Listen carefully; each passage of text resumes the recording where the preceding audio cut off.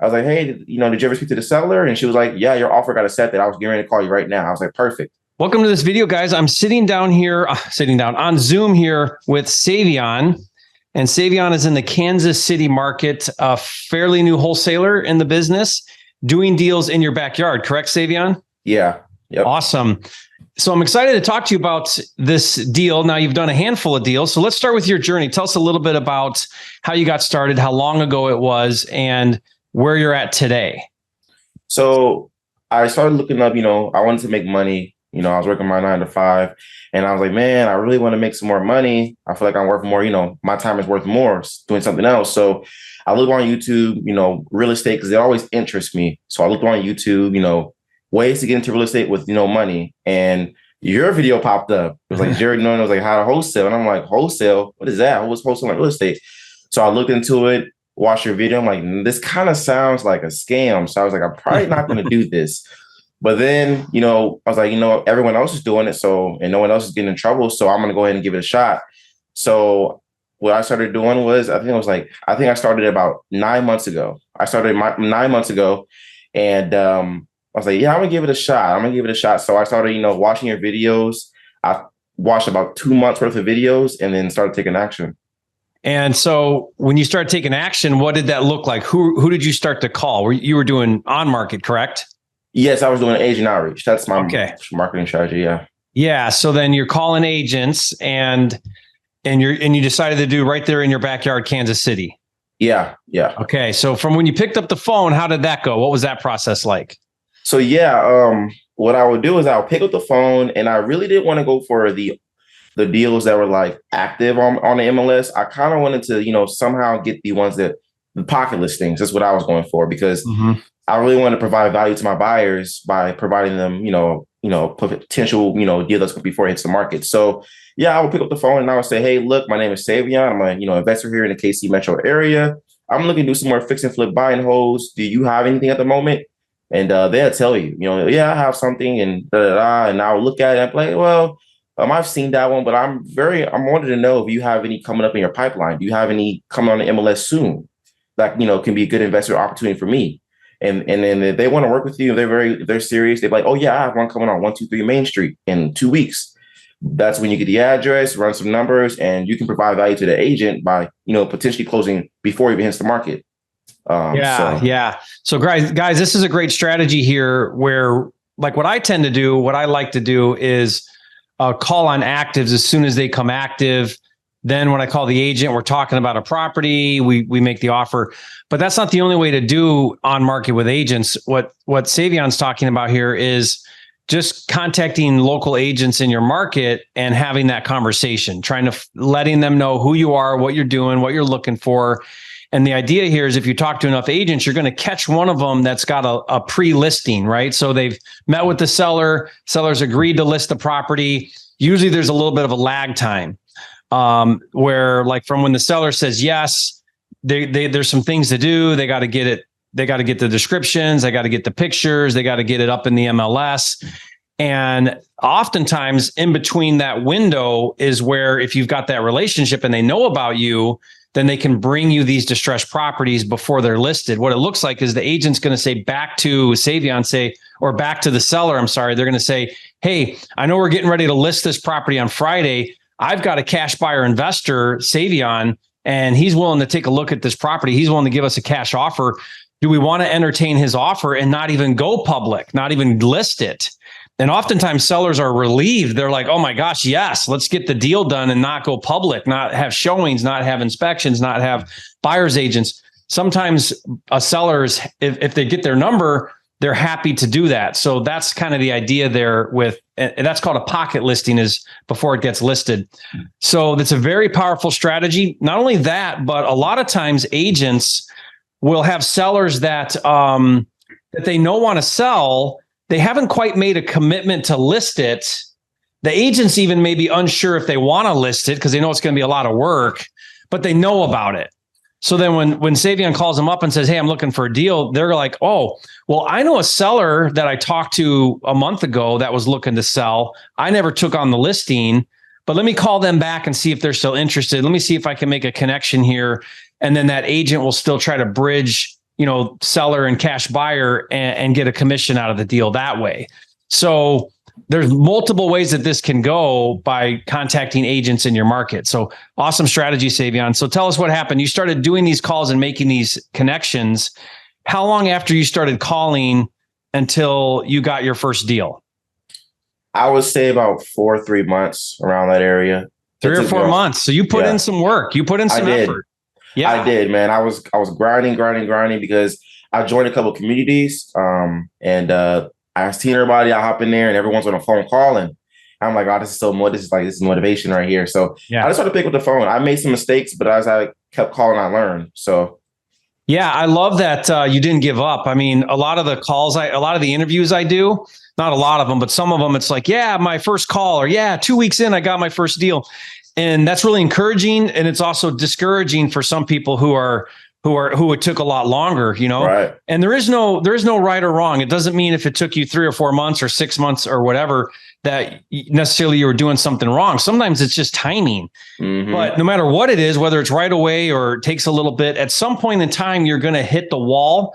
You're going to hit a lull. You're going to get a deal right away. And then you might do 100 calls before you can get another deal. Like, that's just life. That's just the business. You got to be okay with that. You got to know that every call could be your next deal, or it could not be your next deal. Are you going to quit early? Or are you going to stick it out? Are you going to put in the work? Are you going to do what it takes? And like if you stick it out, you'll get that deal. Just be persistent. Yep.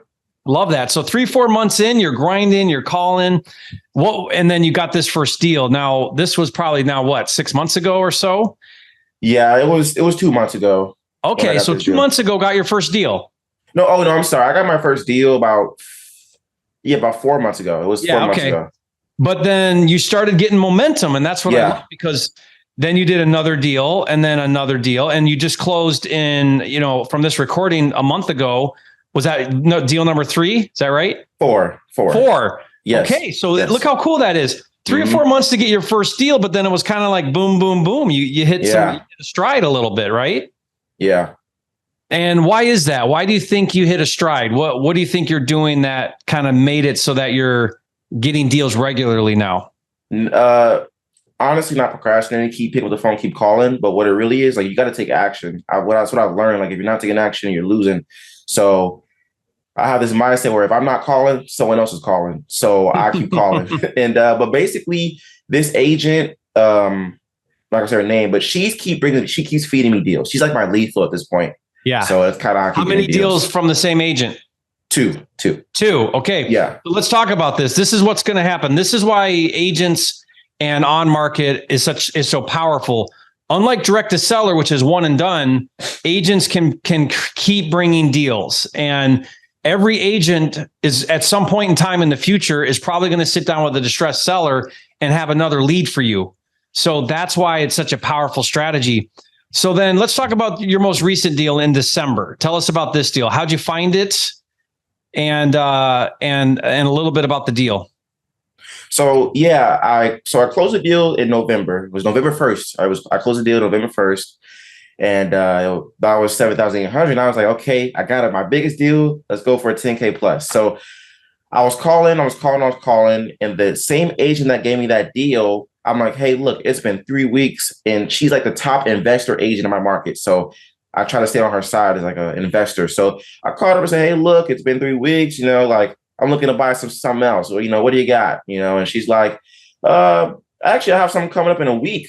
And she was like, I can give you the lockbox, and it's on a lockbox at the moment, and it needs some work. And she let me know how much work it needed. And I'm like, okay, let me run some numbers on it, and let me see what I can do. Ran some numbers on it. ARV was like 190, and the seller wanted 67,500 for the deal, and I was like, okay, that's a deal, but I want to see if I can get lower. So I called her up and said, hey, look, I can make this work. Can we do 6,000 flat? And she was like, I don't think it's going to motivate her to, sell it to you now instead of put it on the market and get a higher number. So I was like, And this was risky, but it was such a good deal, and I knew it was a good deal, and I knew I had buyers for it. I was like, okay, what if I do 2,500 non-refundable earnest money?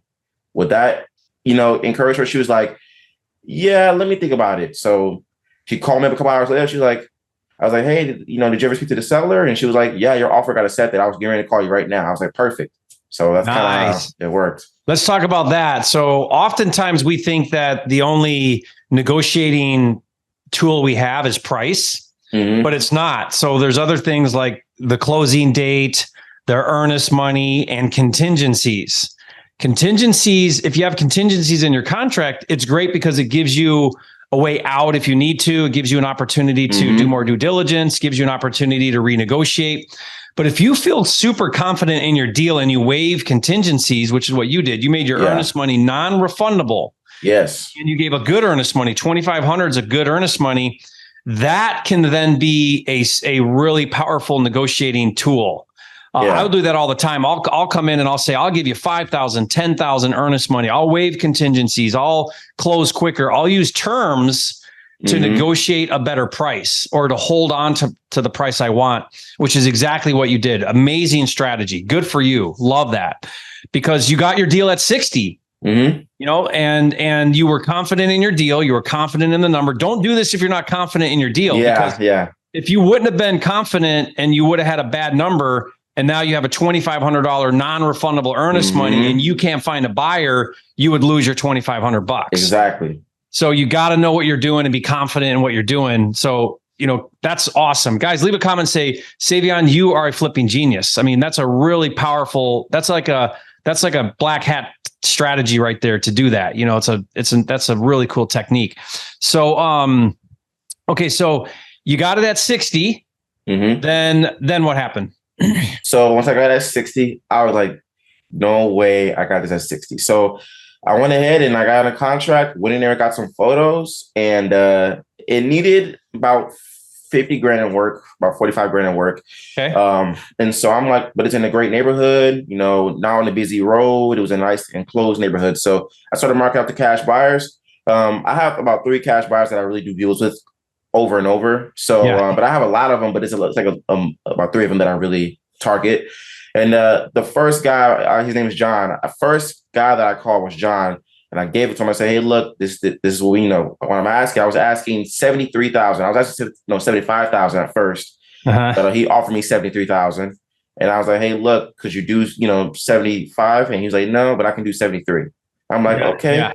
And that was the first buyer. And I'm like, dang, first buyer offered me like 13,000 over. I'm like, wow, this is good. So I called some other buyers, and they also were like, I can give you 70K. I'm like, okay.